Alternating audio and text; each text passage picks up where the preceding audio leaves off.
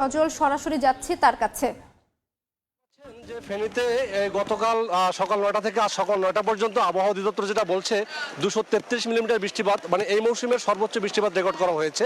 এবং এই বৃষ্টিপাতের কারণেই কিন্তু দেখতে পাচ্ছেন শহরের, আমরা যতটুকু শুনেছি বা খবর নিয়েছি, যে প্রায় ৬০ থেকে ৭০% পানির নিচে বা পানিতে পাহাড়া মহল্লা গলি বিভিন্ন জায়গায় তলিয়ে গিয়েছে। অনেক ব্যবসা প্রতিষ্ঠান, অনেকের বাসা বাড়িতে তারা পানিতে নিমজ্জিত হয়েছেন। আর আপনাকে যদি বলি, এই যে পানির যে অবস্থা দেখছেন, আবহাওয়া অধিদপ্তর যেটা বলছে বৃষ্টি এখনো চলমান রয়েছে এবং পানি যেগুলো চারিদিকে জমা হচ্ছে, এই পানিগুলো নামার জন্য ফেনী শহরের যে উৎসগুলো পাগলি ছড়া, দমদমা ছড়া আরও কয়েকটু খাল রয়েছে, এ সকল খাল বছর জুড়েই কিন্তু একাধিকবার অনেক কথা হয়, কিন্তু সেই কথা মোতাবেক এগুলো পরিষ্কার হয় না, বরঞ্চ বছরকে বছর এ সকল খালগুলো দখল হয়ে যায় এবং দখল দূষণের কারণে সামান্য বৃষ্টি হলে সে সকল উৎস থেকে পানি নামতে পারে না, যার কারণে সামান্য বৃষ্টিতেই জলবদ্ধতা সৃষ্টি হয়। আমরা দেখেছি যে এই জলবদ্ধতার কারণেই মূলত প্রতি বছর এখানকার ব্যবসায়ীরা থেকে সাধারণ মানুষ ব্যাপক ক্ষতিগ্রস্ত হয়।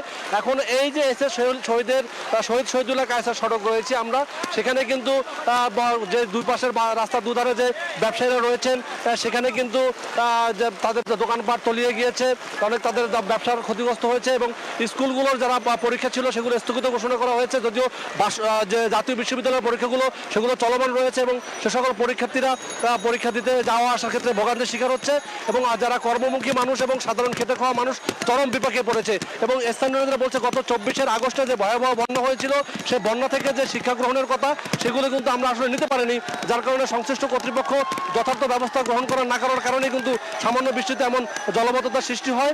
এবং যে উৎসগুলো রয়েছে সেই উৎসগুলো ফেনী পৌরসভার অনেক দোকান রয়েছে যেগুলো খালের উপরে দখল করে আছে, যেগুলো পৌরসভা দখল মুক্ত করার কথা, কিন্তু দুঃখের বিষয় হচ্ছে পৌরসভা নিজেই অনেক জায়গায় দোকান করে অনেক খালের উপরে সেই দোকানপাট দিয়ে রেখেছে, যার কারণে আমরা দেখেছি যে এই সকল শহরে কিন্তু সামান্য বৃষ্টিতে এমন জলবদ্ধতার সৃষ্টি হয়। তাই স্থানীয়রা দাবি জানিয়েছেন এখন থেকে যে সকল খাল দখল দূষণ হয়ে আছে, পৌরসভা নিজেই স্বয়ং যেখানে দখল করে বিভিন্ন দোকানপাট নির্মাণ করেছে সেগুলো যেন উচ্ছেদ করা হয়।